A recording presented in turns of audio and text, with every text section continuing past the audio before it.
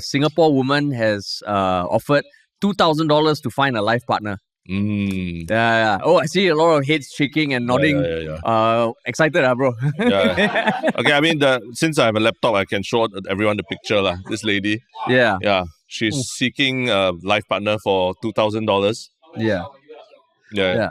No, so she's not going to pay the life partner. She's going to pay the person who refers the life partner. I know what you're thinking already. Yeah. No. What's up, everybody? Welcome to another episode of Yala. Oh, awesome. Oh, not bad. We got a whole variation of butts there. Yeah. That's great. How do you feel, as the connoisseur of the Yala butts? A bit empty that I didn't get to say butt Is it? It's my little bit of control that I have of every episode. And now that got taken away. It's taken away from me. They got taken away, yeah. But, I mean, it is exciting because in front of us, we have the sold out crowd of our first live show of the year. Yeah. Second show at 27 An Siang. So thank you all for coming. This is going to be a fun time. Yeah. What has changed since the last live show till now, Terence? For those who are not watching on YouTube or you're just listening to audio, Harish and I are seated in front of two tables with our laptops open, looking like we're about to take our primary school leaving examination, right? Yeah, PSLE. And then it looks very serious. It looks like we're here to do a spreadsheet hackathon or something. Yeah, and we have 60 invigilators just watching us. With alcohol. With alcohol. Because, we are going to be... So if you're listening, we are going to be talking about two topics that were in the news. Because this past week, there has been the Committee of Supply debates in Parliament. Does that mean anything to anyone? No? Okay, you all know that things are happening in Parliament this week. You all know, you just see a lot of videos and a lot of announcements. So there are two things that stuck out that we're going to talk about. But before that, why are we doing the format of the live show like this specifically? Because the last time we did, it was much more free-flowing. I mean, in some sense, free-flowing. Retrospective. Yeah. It was more of a retrospective of 2024. But this time, there's a lot of things going on in the news that we didn't want to miss. That's why we're doing it in this way, right? Yeah. And also because the two last live shows, in fact, every live show we've done so far was looking back at the episodes. But we did hear from people who came to the live show saying that they actually want to see us talk about topics. And I was like, really? It's just going to be us on our computers, except now you can see our legs, which you can't see on the actual video. But yeah, so we're trying it now. And hopefully you guys enjoy it. Yeah. I mean, exciting topics. I hope. Let them be the judge of that. Yeah. Because unlike a regular episode, where they can see the title, they have no idea what the fuck we're going to talk about. Correct. Actually, this goes back to the roots of Yala But. It really started as you and I, we would go for lunch, team lunches with everyone, other people. Yeah. And we would argue about stuff in the news. Yeah. And everyone else would just be sitting there watching when are they going to stop talking? So this reminds me of that era before we started Yala But. Yeah. It's like now we have 60 Tristans sitting in front of us. Right, Tristan. Giving the Gen Z sign. You can see the joy on his face. But so we do have two topics, which we are going to jump into. As always, what is the spiel, Terence? If you like this podcast, please like, share, follow, subscribe. Make sure the algorithm knows that you love this. And if you want to work with us, of course, those of you who are here, you can just talk to us after the show. But if you're not here, you can email us at contact@ministryoffunny.com and check out ministryoffunny.com. Yeah, cool. Sweet. Okay, the first topic. This one's a exciting one. Yeah. It'll affect, I don't know how many people it'll affect in the room. Yeah. But it's just something that was just recently discussed in Parliament as well, right? Yeah. What is this topic, Harish? And it is the news that from Q1 2026, PMAs will need to have a 6-kilometer speed limit. And medical certification needed for mobility scooters. Scooter users will be required. Yeah, this is how you all are spending your Thursday night, man. Yeah. And hey, you never know. There could be a PMA parked right outside this venue. Anybody came here on a PMA? Anybody? Or a PMD? No. Okay. Or a PAB? Does anybody know what a PAB is? Power assisted bike. Yes. Anybody know what a PMD stands for? Yes. Wow. A PMA? Wow, not bad. You're like a teacher at it. Yeah, that's And talking to primary school students. yeah. But I mean, it is worth defining because as we were doing research for this, I got confused all over again. And we actually have covered this topic before in the past about PMAs and PMDs, and there's a whole context over the past few years where there was developments for PMDs. Yeah. Because 5 years ago, I think there was talk of them being banned from pedestrian walkways, and then they were banned. But I mean, do you all even know which PMA and which PMD is allowed and where? No. Oh, yeah. So let me just do a test lah. Do you think PMDs are allowed on pedestrian walkways? No. No. Yeah. All right. Do you think PMDs are allowed on cycling paths? Wait. This is what happens when you over rely on ChatGPT for answers, right? Hey, I have all my tabs here, okay? I just need to find which fucking tab.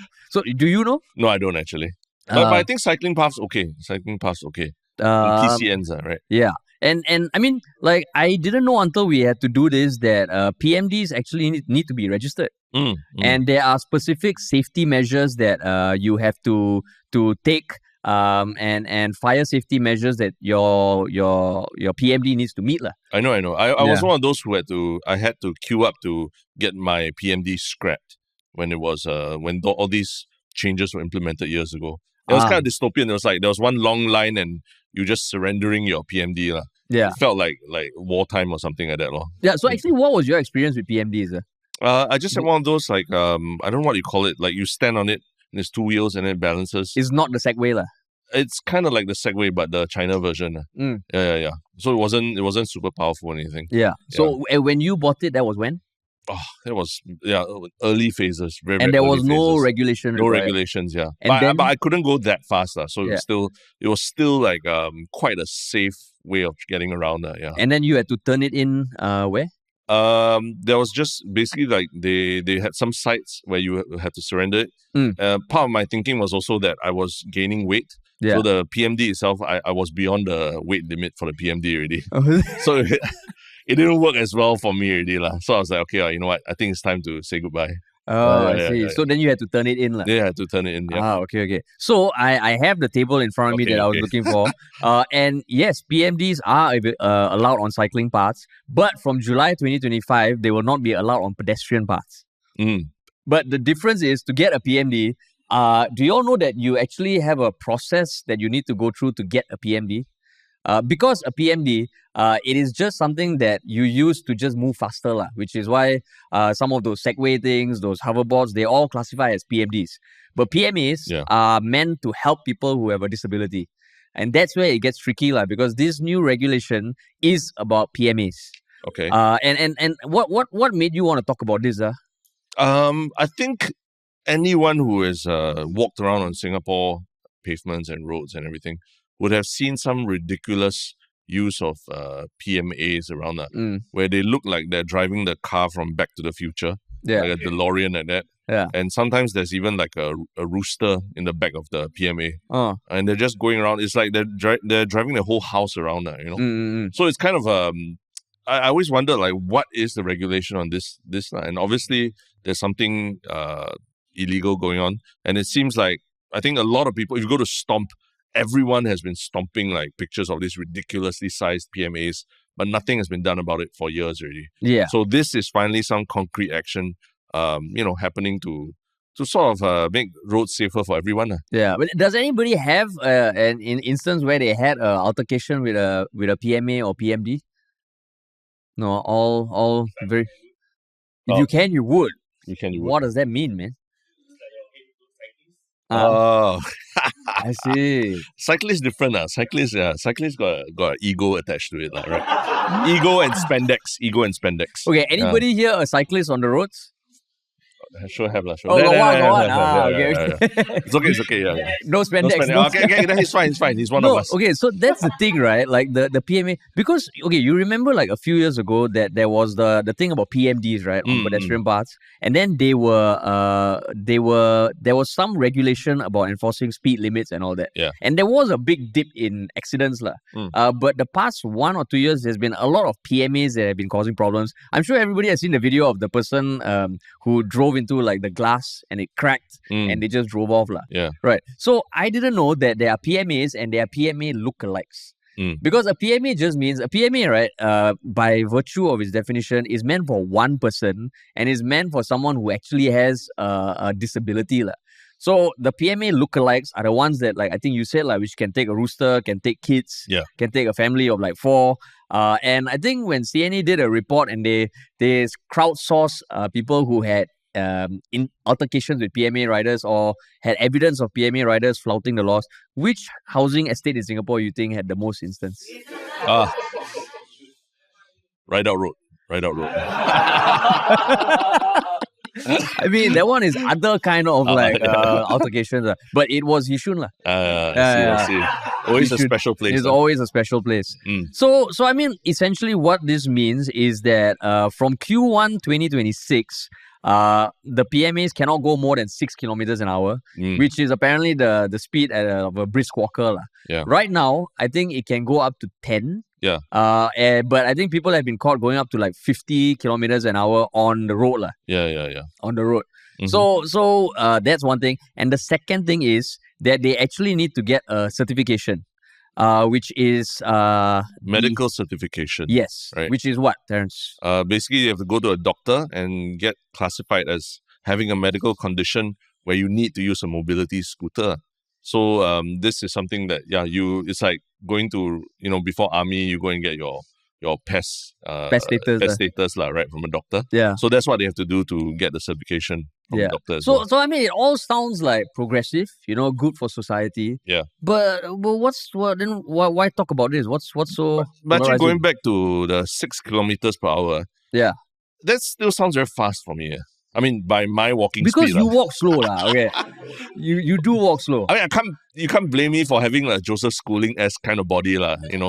Like long torso, shorter legs. That's me, lah. So I walk slower, lah. Yeah. No. Like the thing is, I think you can walk fast because I've seen you walk fast. But sometimes when I ask you to walk faster, you purposely walk slower. Oh, really? And there have been instances where maybe like we're going for a meeting or something, and I feel like, okay, we don't need to be like that late. But you're like, no, I mean, it's fine. Yeah. I see. You remember then the gap will widen between us, then there'll be a lot of passive aggression. So when we reach the meeting, there's an air of tension, lah. I don't know if anyone experienced this, lah. Last time in army, because you will be ordered around to do all this random stuff and walk faster, all that. Just as a natural reaction, when some uncle shouts at you to walk faster, you just want to walk slower, lah. So that's what happens. Don't blame the army, lah. Okay, just typical Singaporean. No, I'm blaming the uncle. I'm blaming the uncle, not the army. You are the uncle.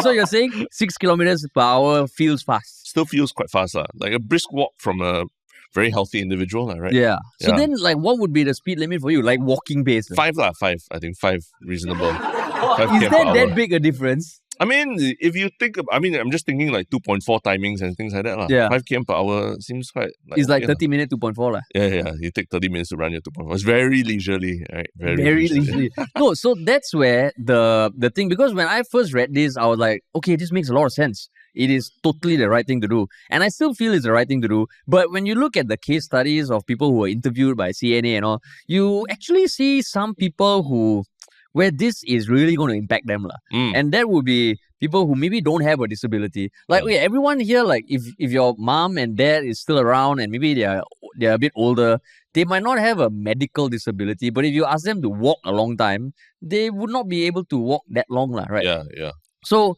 there were a lot of instances where people who are just having like some issue that is not serious enough to justify like a certification, but they like earn a living by delivering food.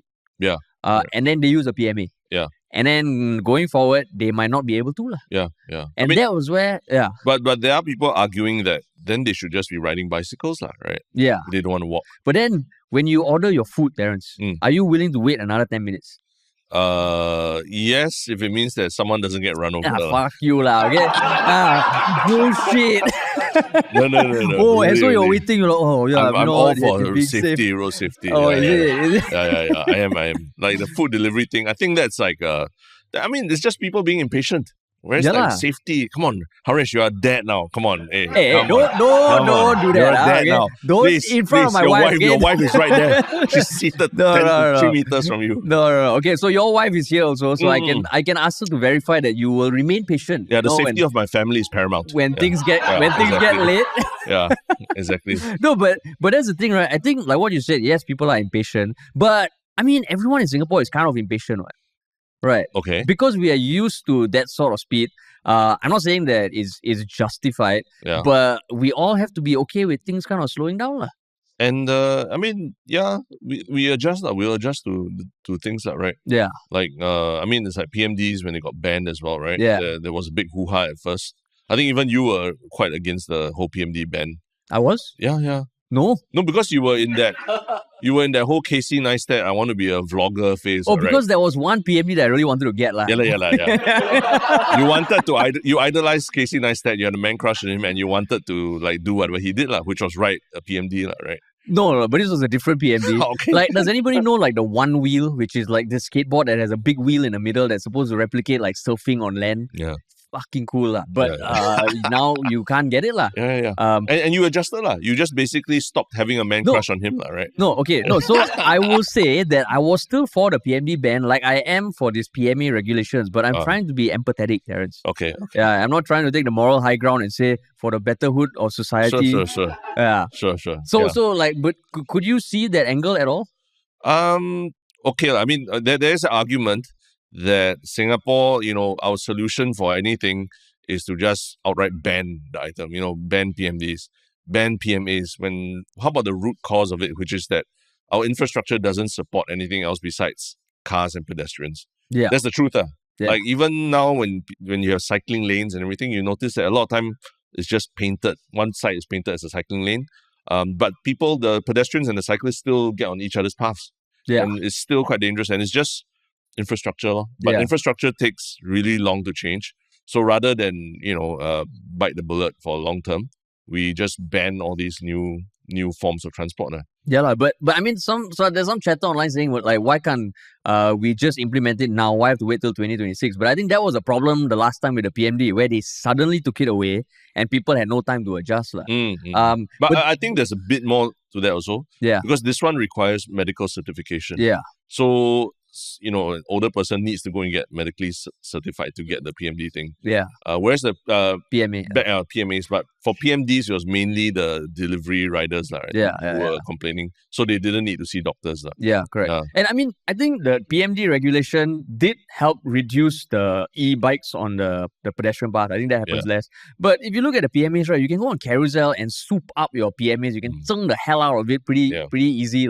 Correct. And I don't know how they're going to regulate this, because it's like when you get on the airplane, there's a little frame where you can put in your hand carry to verify. Yeah. This one, if someone's going at 8 kilometers an hour, how are people going to stop it? There's only so many human enforcers. I personally have not seen these enforcers on the road. Have you seen? No, I haven't. There is a whole team, that clamps down on errant use of PMAs and PMDs. You have seen them before? What do they wear in general? Yellow vest. Oh, yellow vest. Oh. So you can spot them from some distance away. Oh, you got stopped before. Wow. Wait, you got stopped because you were using the PMA? Electric vest. Oh, e-bike. so that is a PMD lah. You don't have a license for that. And you didn't have a license. Oh. So it was a random spot check. It wasn't because you were flouting the. You sure? Okay. I mean, you can tell us later. Yeah, it's off the record. Yeah. Yeah. So I mean, like, but the yellow vest, isn't that what they use for community service also? Everything. Yeah. Yellow vest. Yeah, even ushers at Taylor Swift concert, all that, they also wear yellow vest, right? Yeah. Maybe that's why I don't distinguish them, because I can't tell. But the thing is, it just feels like like what you said, it feels like the infrastructure is the problem. But I also did see one case of this mom who has to send 2 kids to school. Mm. And she said the bus, if she were to take, she has to wake up like 45 minutes earlier, wake up the kids 45 minutes earlier. But by taking the PMA, it can save a lot of time. And you know, like as a new parent, like 45-minute window of extra sleep, right? Yeah. Is like amazing. Then I was thinking, hey, shit.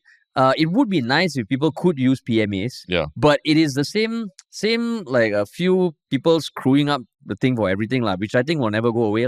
Yeah, and unfortunately, we live in a very small place called Singapore. Yeah. So we have to share roads and pavements with everyone. So it has to be a balance. I mean, we have to balance everyone's interests. But then you see, like, there's so many regulations for cycling on the road, but you still see people like doing wheelies on the road with no helmets, and I cannot understand the psychology there. The And they psychology of record- what? As in like- why they want to do wheelies? And why do you want to record themselves and put it online? Record themselves. I see. Because there was a bunch of kids, right? And they're Yeah. all going to be like sentenced to some sort of punishment. Yeah.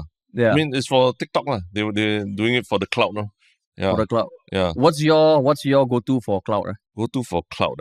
I mean, I don't know, man. I don't really chase cloud that much anymore. Man of substance already. See, that is your cloud. That's your by saying you don't chase cloud. Yeah. Then you should post more on LinkedIn lah. Correct. Post on LinkedIn. That's like a perfect LinkedIn post. Or cycling without spandex. Cycling without spandex, without wearing spandex. I think that's a very admirable thing to do. You know, don't wear spandex for cycling. So then, what do you wear? I don't. What kind of clothes? Then what kind of clothes? That would be a new hobby. Cycling naked. Naked. Oh, that would be a whole. That is cloud chasing to the max. So like baggy clothes. Just clothes. But Like- it catches the wind and everything, then doesn't that get It's in not your... aerodynamic or it's anything. aerodynamic. Have you tried spandex or not? You wait. The what? You saw me. It's done. It's turned off forever. Last time I used to be one of those spandex people. Yeah, I saw you before at Gardens by the and Bay. it really made a difference. No. But you scared my dogs. I think you scared my dogs. You look very fierce. Is it? Yeah, I mean, your spandex and your like those wrap around glasses you were And wearing. the cushioned butt. Cushion butt. Cushion butt. You look freaky. Yeah, but it really does help with cycling. So Okay. with baggy clothes and all, I salute you, man. But I mean, like that as part of the committee of supply, they did announce a whole bunch of new things that are happening on Singapore. Like the park. There's new. So there's going to be pedestrian-friendly streets expanded to 15 more spots. I didn't even know there were pedestrian-only streets. Yeah. There's a new commuter behavior guidelines for buses. Yeah. Right. So I think there are efforts to change the transport game in Singapore, but this PMA thing, I don't think it's going to go away that fast. Yeah, but I did look up who made up the Active Mobility Advisory Panel, the AMAP, they call it, who did all the recommendations for this. And it's quite good. I think it's a mix of people who are, cyclists, occupational therapists, people who work with seniors who do volunteering, people from the People's Association, Youth Movement, and things like that as well. So it's not just representative of people in the industry and what. So it's really trying to find views of people from all across the demographics in Singapore. Yeah. So I mean, in that sense, when I see the kind of decisions they make, I'm like, okay, I guess they try to balance and consider everyone's needs. And I mean, I think it's a good thing that they are enforcing it with like a bit more lead up. But I did see some claims also that there's a reason why they are only going to implement it in 2026. Oh, yes. And what is that? I mean, you take a guess, Derek. It's that time of every 5 years. Yeah, right? I mean, it's just a conspiracy, but you can kind of see why also. Yeah. But I mean, that's just putting on my tinfoil hat. Yeah. But that's all just speculation. But yeah, I mean, like, I was expecting more from the Committee of Supply debates, like more polarizing stuff. But so are you sad that Singapore is a place where there's no what they call last mile? I think you read all these like magazines like Monocle and all that. They say like, this last mile of travel between the bus stop and your home, there needs to be something, right? And usually it's PMD or bicycle or something. Singapore, we're becoming less and less friendly to all these kind of PMDs. But you got the rental bicycles or? Correct. Yeah. But you'll sweat when you go up slope and down slope. That's why last time I had a skateboard. Oh, skateboard. Why? Why is a skateboard better than a bicycle? Because it's more compact. Okay. Yeah, there was that last mile thing that I needed to solve out of that place that we were working out, which was far from the MRT. Yeah. So I used a penny board for a while. Okay. So I was one of those people. But not anymore, lah. Not anymore. Okay. That's also because now we are closer to an MRT and my house is closer to an MRT. Yeah. But also I think that last mile thing, right? Because I mean, if you go to other countries, I think the last mile problem is a lot bigger, lah. Really? I mean, Bigger than depending Singapore? on which country, lah. Okay, but why you say that it's worse in other countries? I mean, like Singapore is still kind of like a walking city, right? Correct. There are other cities you go to that. I mean, even if you go to KL, Yeah. right? I can imagine the last mile problem there is even bigger. Like you went to KL recently. That's true. Yeah. Right. If you don't have a car, if you want to just rely on public transport, I think the last mile problem there is a lot bigger, lah. Because you get robbed on your way in that last mile. Yeah, that's true, lah. Hey, I mean, I got family in I KL. like, yeah. I love KL. I love Oh, KL. you love Just when I KL. spend a lot of time there. Yeah, Look, lah. but in Singapore, like just walking 5 minutes, you can get heat stroke. Yeah, lah. Like how does that work? Like And how already they gonna walking solve at your this? speed, which is fucking slow. Walking slow. That's right. How like we don't have that last mile solution. What can So we do? what would be your ideal last mile solution? My ideal last mile solution. If you could, I guess, if they regulate these PMAs, Yeah. and you could hitch a ride on one of these PMAs lah for that last mile. Then, Like a golf buggy that the airport kind of thing. yeah, like that. Actually, that would be quite cool. Yeah. But then I think it would need a different path. Yeah, maybe. Well, then on the road it'll be like those tuk-tuks in Thailand, but smaller. Yeah. But then when you're driving and you see one of them like riding at 40 kilometers per hour, will you be like, oh, this is for the safety of Singapore and the better No. of society? I'm not saying go at 40. I'm saying go at 6 kilometers per hour. On the road. Yeah, on the road. Then I'll just sit at the back quietly. And Oh, wait is it? lah. If anybody ever sees Terrence on the road, right, please just take a photo of his face because I think Singapore there's that logistical issue lah. Yeah, But it would be it's- cool if there are those sort of things. I mean, even trishaws don't exist in Singapore anymore. Yeah, I mean we are the trishaw Holding on to the heritage. we are trishaw connoisseurs, right? Yeah. We understand the value of it. Yeah. But trishaws also very big. Trishaws also It's take like up one a lot lane of lah, space. one Yeah, lane a lah. whole lane, right? Yeah, the whole lane. So it's not an ideal solution also. Lah. Yeah. I mean, PMAs are like the modern day trishaw lah. True lah, true. Yeah. But So, yeah lah. we'll see lah. We'll see. But yeah, That was the first topic. The first topic. And, we have a second topic. Yeah, right? we have a second topic. Yeah, so if don't know how you felt about the first topic, we'll see Very about the second topic. But that's the thing, right? The news is always like sometimes you don't know what you get, right? Yeah lah. And literally they don't know what they're They getting. don't know what they're getting, yeah. right? But the next one is exciting. But before that, we are going to do that segment with that one Shiok Fan, right? We have someone who we volunteered before the show to join us. And please, can we give a round of applause to welcome the fan? All right. No. Okay, you are gonna have to stand lah. Sorry. Yeah. I mean, you're only going to be here for 5 minutes lah. Come this way. Yeah, you can stand in the middle. Right here in the middle. Here. Have the light shine in your face. So yeah. All right. Right. This is a very brave man who volunteered to come on to be the first one Shiok Fan, right? Yeah, this is really like a teacher scolding the two students. Breathing down your neck. Okay, but what's your name? Okay, my name is Sean. I'm a film enthusiast. I used to work in film festivals as organizers. Basically checking whether website any error, ensure the film when it goes to the theaters, right? Okay, color, sound is okay. I'm doing this kind of event operations lah. So have you watched any of our long form TV shows? Yeah, I did. Yeah, yes. I think this morning I just revised the one. Revised. Really? Watching. True Singaporean. Not the Shambugan one, but I think it's about Bertha Hansen. Oh, the podcast. The podcast. We were talking about TV shows, our long form Yeah. TV shows that we did before. Yeah. It's okay. Yeah. No pressure, I mean, no that pressure. brings us to the end of the fan segment. No, but actually, so you've been working in the film industry for a while now, right? My past decade, besides film industry, I used to do events and entertainment in casino in Cambodia. Wow. Oh shit. That was not before all the scam thing is. Okay. Because that's a pre-COVID period. Wow. Then Yes. how did you move from that to film? I think one day I found my time is up. So I told my boss that I want to come back to Singapore because I love films. Your in time is up. I love films. So even in Cambodia, I went to their cinemas, and that it became a hobby now. Right now, I'm going to JB to watch movies. Because I have come to a stage that I'm very particular about sound system, surround sound. Okay, so for example, Mickey 17, they have a Dolby Atmos version, which Golden Village is not getting. Mickey 17 is this the movie starring correct. Bong Joon-ho's latest.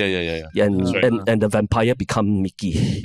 Yeah, correct. So I'm going to JB because JB offers Dolby Atmos. 15 ringgit Sunday morning. Wow. So are you judging the sound system in this place? No, it's okay because for events like this, right? It's okay. It's okay. It's okay. But Thanks, man. Curious. How do you start listening to Yalabat? I mean, after we've done with some of the Taiwanese podcast show, and also the Malaysia podcast show, like the Mandarin ones, like BBK Network.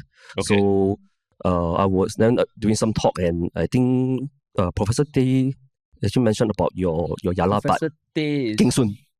In his book, he mentioned about Yalabat, so that's why it got me interested, and I decided to listen. So at least we know a professor also listened to the podcast. Yeah, he's an architect and he social activist. Oh wow, okay, nice. Correct. So you mentioned about hopefully like positive things. This is positive thing. So your guys are like a breath of fresh air among all the other podcasts in Singapore. Nice so to hear. sweet, yeah. No, I like to also because to me the audio quality of the podcast also is very important, right? Yeah. Does it pass your test of? Yeah. I listen with a headphone. Voice cancelling some more. Oh, nice. Okay. That one you can thank Tristan lah. Correct. But in your estimation, whose voice actually is like makes you feel more shook? Both.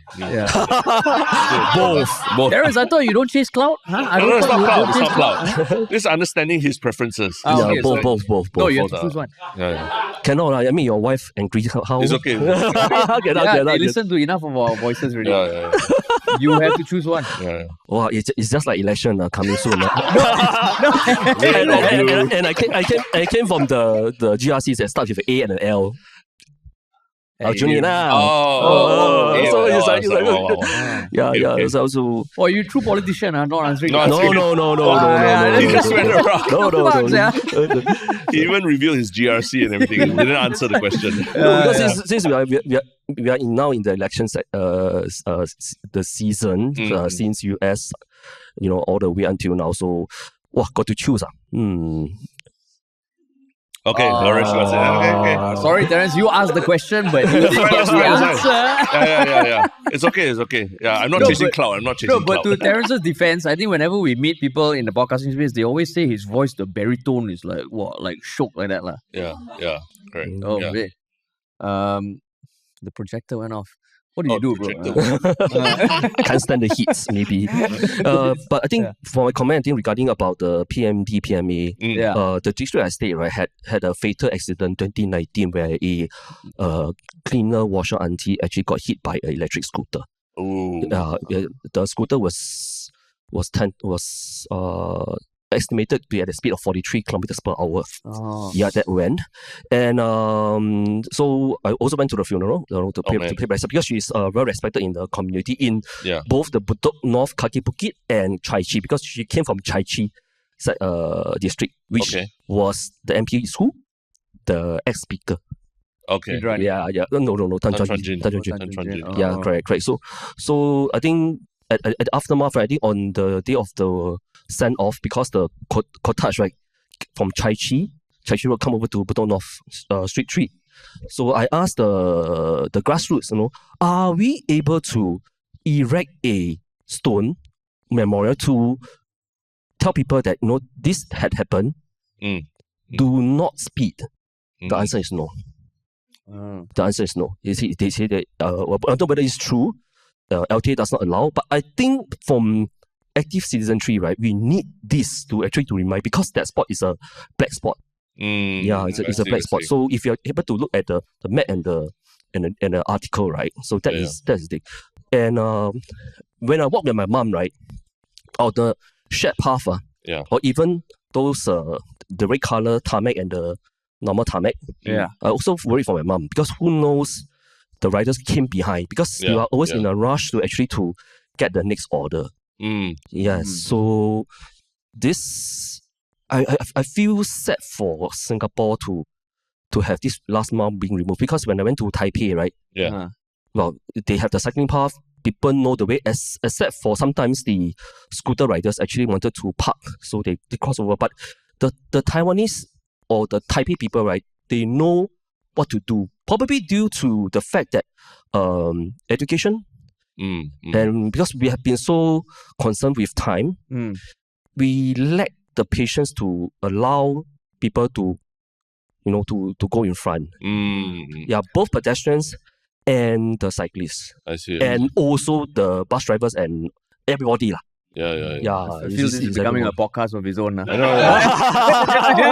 I thought he's going to announce that he's running for elections. And he's campaigning on PMDs and PMAs. I was like, am I at an alternate rally? Yeah. Have we just been ambushed by a opposition party member? Yeah, and you're giving us a very tough thing to segue out of, man. No, but I mean, I think that's, you see, like, this is the beauty of it, right? Like, we, from our listeners and all, they have their own nuanced interpretations of a lot of things that we talk about and even joke about sometimes. But there's some and really serious stories, things. Personal stories. But so, thanks, man. Thanks for sharing that, man. So, like, if you have one thing to say to the audience with regards to PMAs and PMDs, what do you want to leave everyone with? One sentence. One sentence. Life is short. Ride and walk slowly with eyes open. How many kilometers an hour? Walk not below 5 law. Okay. Great. All right. Thank you, Sean. Thank you so much, Sean. Thank you, boss. Thank you.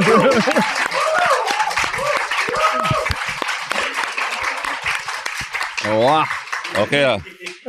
I feel like I mean, we introduced the topic very well for him, That's right. We were the intro, We were the opening act for the real podcast, right?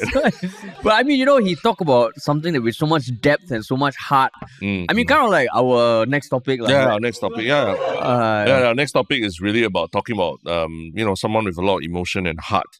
And she even put a price on it, right? And I mean, like, it's very somber and like very, very thought-provoking also. It's basically a Singapore woman has offered $2,000 to find a life partner.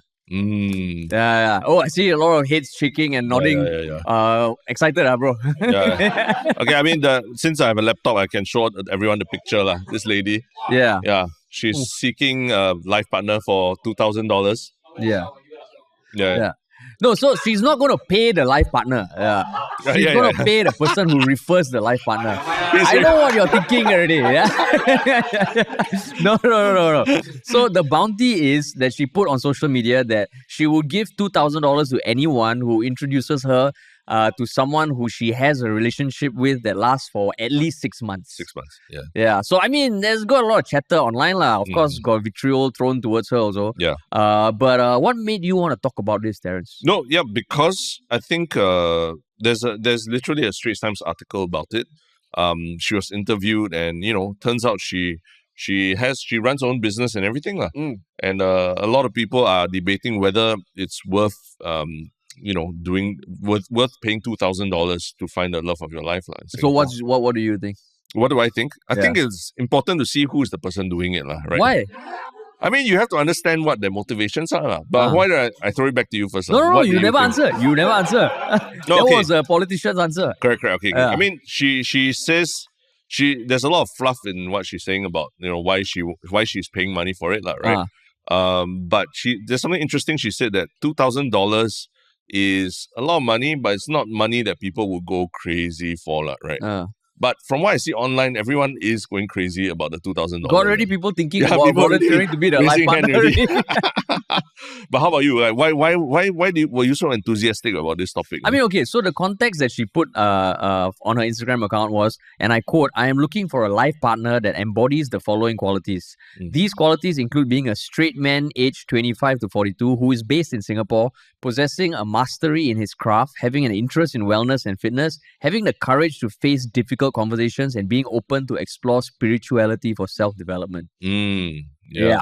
And the condition, the bounty can only be collected if the referral results in a committed relationship that lasts at least 6 months. Yes. So, I mean, her rationale was like why she did this. What she said is because she was wondering what if she applies her work philosophy to her personal life. Mm-mm. And I guess what she means by that is like, oh, for work, if you're willing to pay for something, why not for a personal life? Yeah, she used to be an industrial designer who now runs a wellness company. And she wanted to, apply the work principles of sort of designing her own like dating process, right? And taking charge of it, right? So I mean, she's done a good job marketing herself, I have to say. Did you check out her Instagram account? Yeah, I did. I mean, I think she's getting quite more followers, and she has her own business. Yeah. But you seem like you think this is just a stain on society, No, I don't. I'm just saying.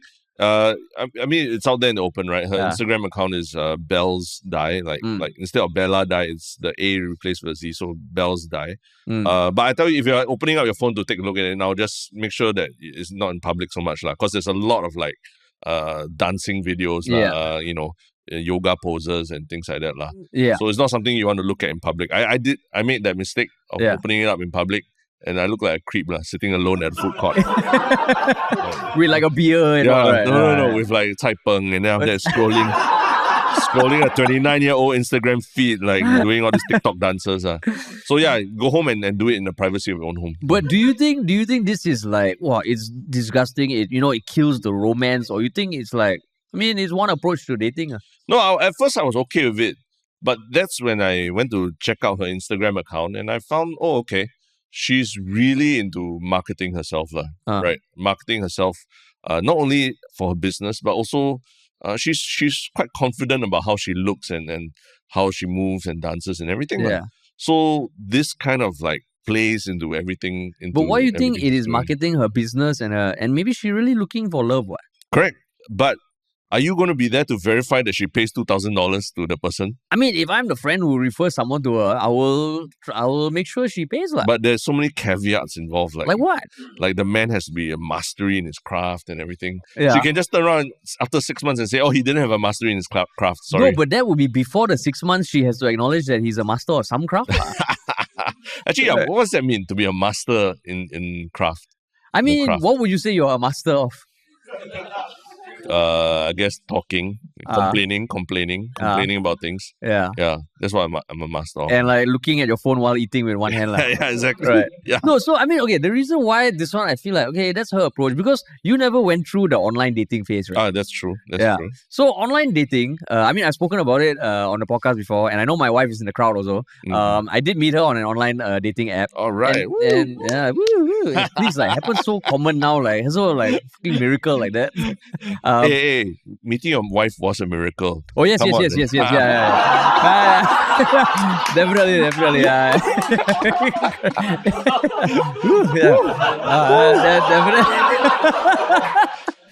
Definitely miracle. Best thing that ever happened in my life. But until that miracle, right, the whole dating journey, there was a lot of times when, the whole process was I started off, like chatting and like trying to present a good version of myself. Yes. And then I would end up meeting and realize there's no chemistry at all. Okay. And then after a while, I was like, okay, I would rather put out all my lame jokes up front early, and if they still are okay with it, then at least it's like kind of like setting expectations. Okay. And that actually helped. Yeah. Hence the miracle. Okay. Right. But then paying for somebody to dude, introduce you know how you many and all that? fucking dates, like you think cheap go on dates?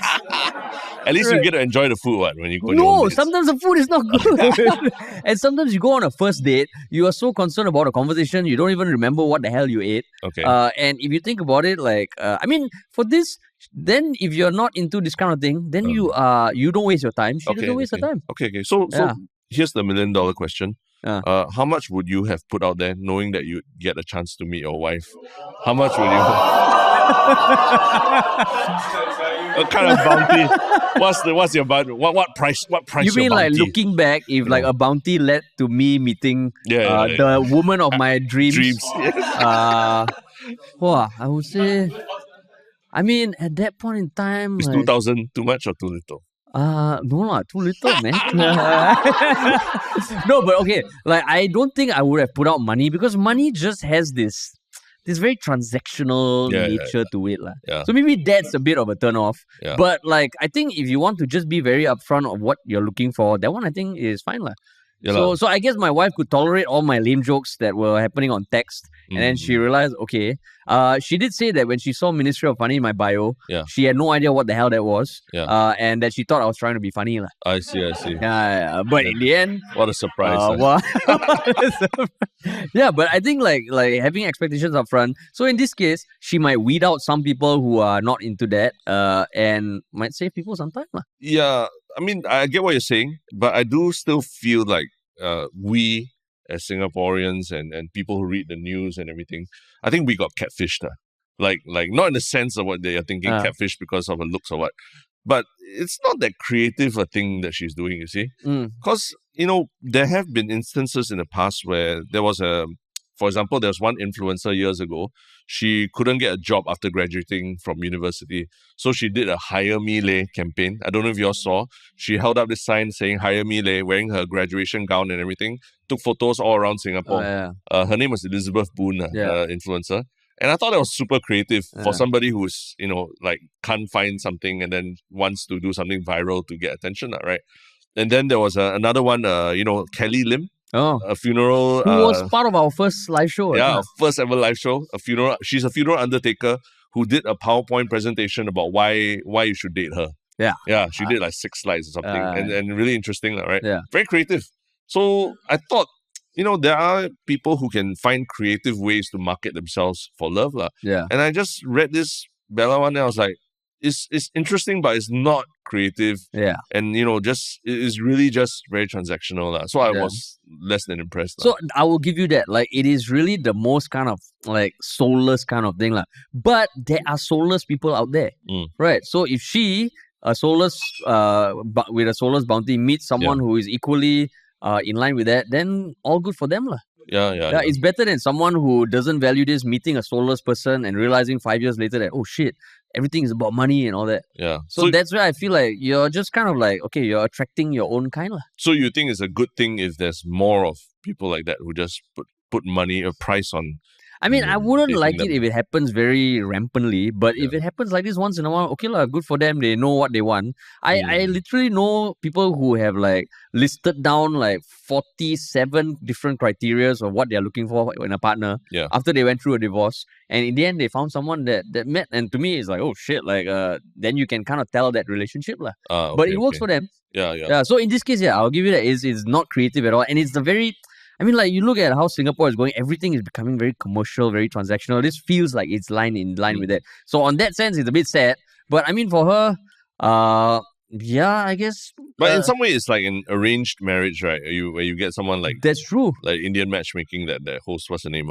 Seema from Bombay. Seema from Bombay, yeah. It's kind of like that. You pay money. Exactly. And then if you match, then there's so now she's cutting out the middleman. Right. Using social media, go direct. Yeah. And it's a side hustle for her friends. And I think there might be more people following suit. In fact, this article quotes another New York Times article where there was a US tech worker who apparently offered $100,000 US dating bounty to be paid over a 4-year schedule to the person who would introduce him to his future partner. And that was early 2024. As of December 2024, the bounty is still active. Yeah. So, I mean... so I guess that says something. I mean, but you dig a little deeper into her background, right? Yeah. She runs a wellness, yoga, and spirituality business. So you were really eating chai fan and going into the depths of this person's history. That's me. Okay. There's a $2,000 bounty on getting your wife is in the audience, right? I know. She knows I do this for research. It's a job hazard, unfortunately. Yeah. But would you want to take a yoga class or a spirituality class from someone that you know who's has this bounty out there for dating and all? You feel confident that she can lead you spiritually? That's true. That is a bit of a counterpoint. Yeah. So that's where, I mean, I would totally not respond to this, even if a friend wanted to recommend me. I mean, in the past. I'm sure you got lots of friends who want to recommend you, right? That's what you're saying, is it?